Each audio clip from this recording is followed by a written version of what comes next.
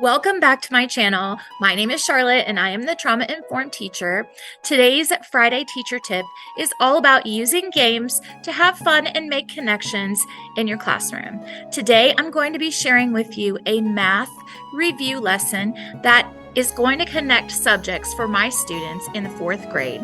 We are getting ready to start a new unit all about place value concepts at the 4th grade level. However, many of our students need some review of 3rd grade place value before we begin. So I have created this lesson that's going to involve a literature connection as well as a fun game to get students interested in starting with place value. Why, you might ask, is there a castle in the background?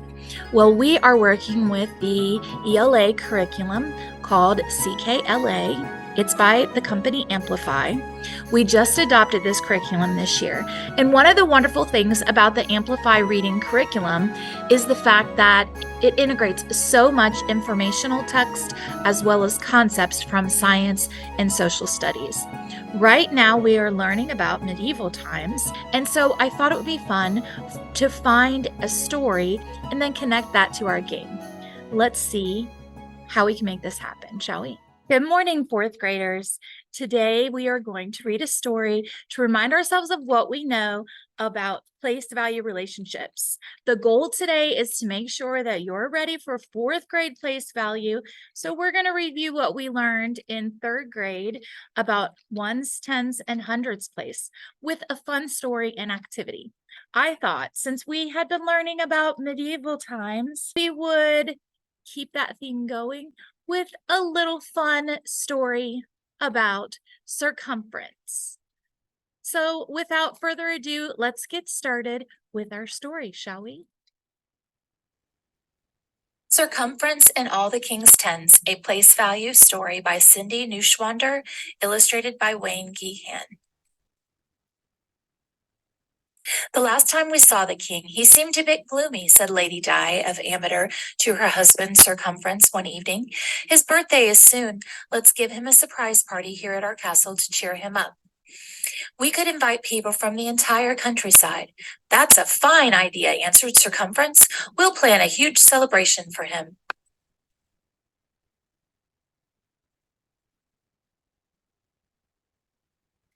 Lady Di sent out invitations. Servants rushed about the castle, cleaning and cooking.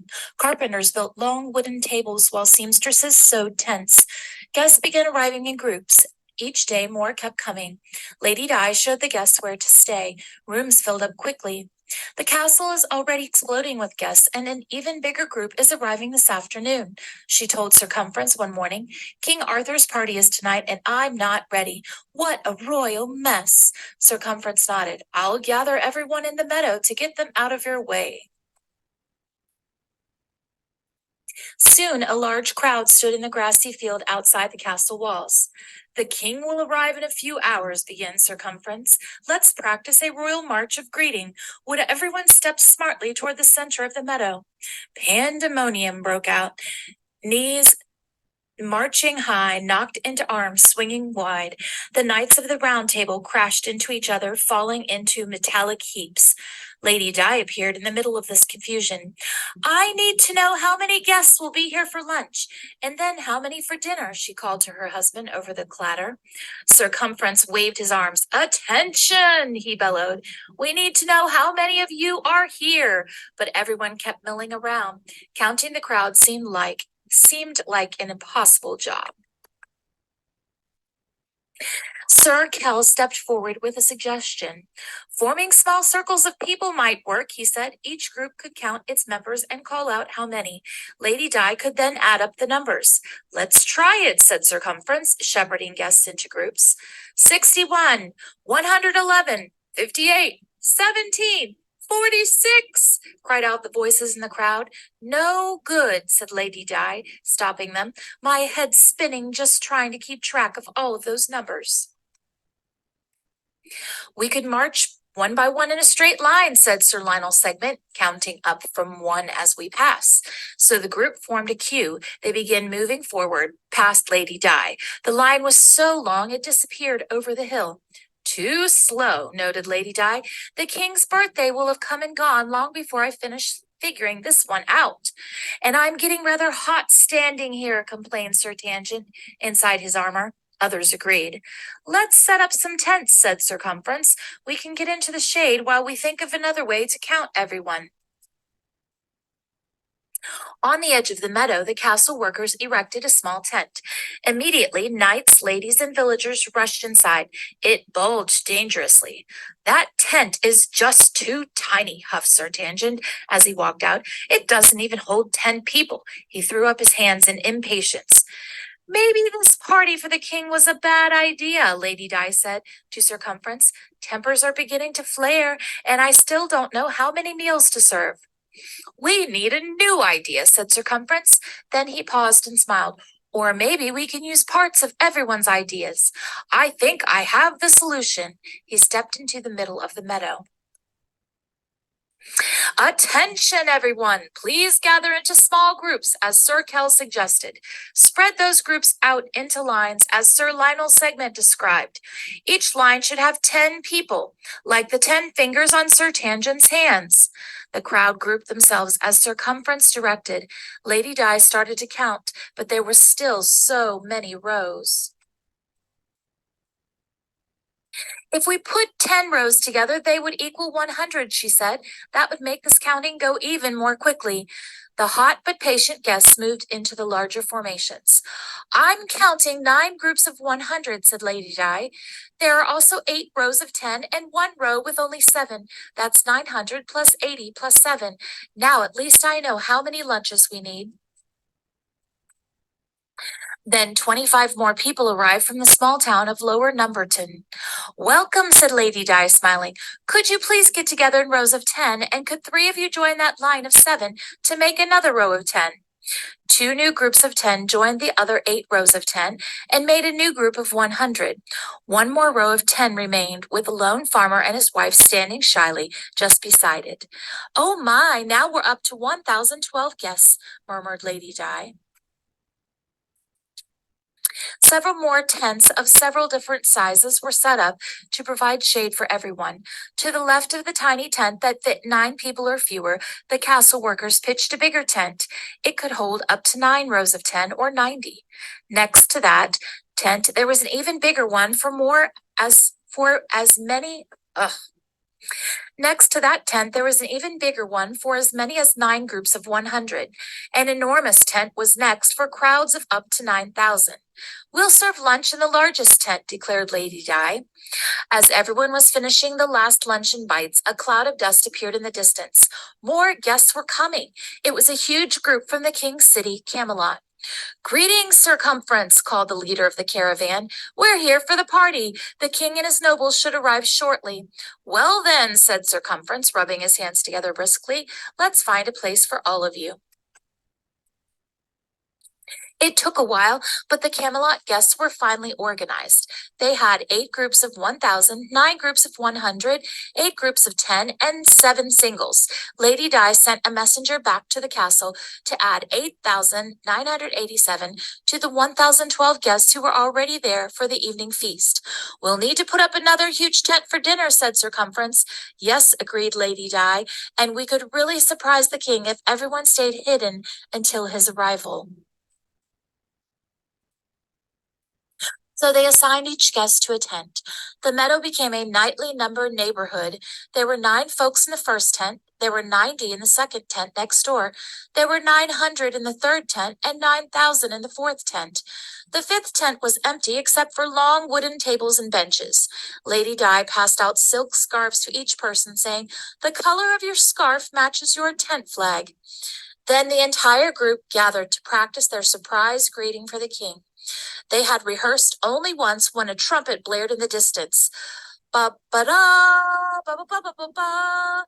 The king is arriving, yelled Circumference. Hurry into your tents and wait for my signal. When the king arrived, he had a sour look on his face. It's my birthday, he muttered grumpily, and I've been stuck on the back of a horse for hours. What are all these tents for? I'm in no mood for a jousting tournament. Circumference and Lady Di welcomed the king. "Your Majesty," said Lady Di, showing him to his seat of honor. "A birthday greeting for you," said Circumference, bowing and clapping his hands. This was the signal the hidden guests were waiting for. They streamed out of their tents, singing and dancing. The king was surprised. His sour look began to turn into a smile.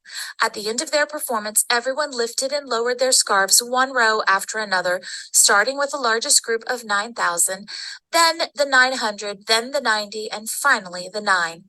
It looked as if a shimmering ocean wave had crashed at the feet of the king. He stood and applauded. "Well done! Well done! Thank you, my friends." Lady Di clapped her hands. "And now let's eat." After a tasty dinner, the cooks brought out an enormous birthday cake and other delicious sweets. The guests cheered as the king blew out the candles. Then everyone heard the thunder of hoofbeats. "Uh-oh," said Circumference. "Another group approaches. Their flag shows them to be from the city of Addingmore." "How many more tents will we need?" he wondered out loud. "And how many more desserts will that be?" asked Lady Di. "I hope we have enough cake." The concept of place value, or where numbers live, allows us to make any number using the digits 0 to 9. A digit's place tells its value, or how much it is worth. In the story, 9,999 guests show up for King Arthur's party. The number tells us there are 9 groups of 1,000, 9 groups of 100, 9 groups of 10, and 9 single guests. The guests fill the tents in a nightly number neighborhood. The next time you see a big number, try imagining that the digits live in a number neighborhood. Each digit's place or tent is 10 times bigger than the one to its right. It's a few days later, and the royal palace is under siege. Circumference needs your help, leading his army to find the biggest number and win the place value war. Play this game to see which of you will defeat the enemy. First, work with your partner to remove all the special cards from the Uno deck. You should have only number cards remaining. Next, shuffle the cards and divide them into 2 equal halves.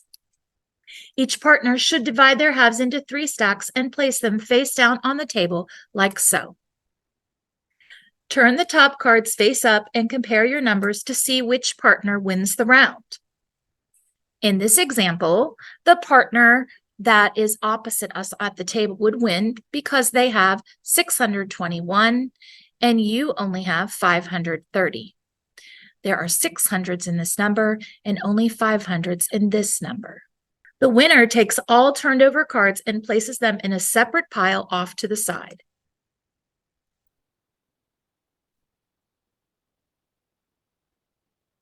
The game continues until all cards have been played. The player with the most cards at the end wins. Have fun playing Place Value War. Playing games in the classroom increases your student engagement and just makes your days go by faster. Who doesn't want to have a good time while learning math or any other subject for that matter? I hope you've enjoyed this lesson idea. Please take the idea and spin it and make it work for whatever's going on in your classroom right now. This has been Friday Teacher Tip number 16, including games in the classroom. I hope you enjoyed it.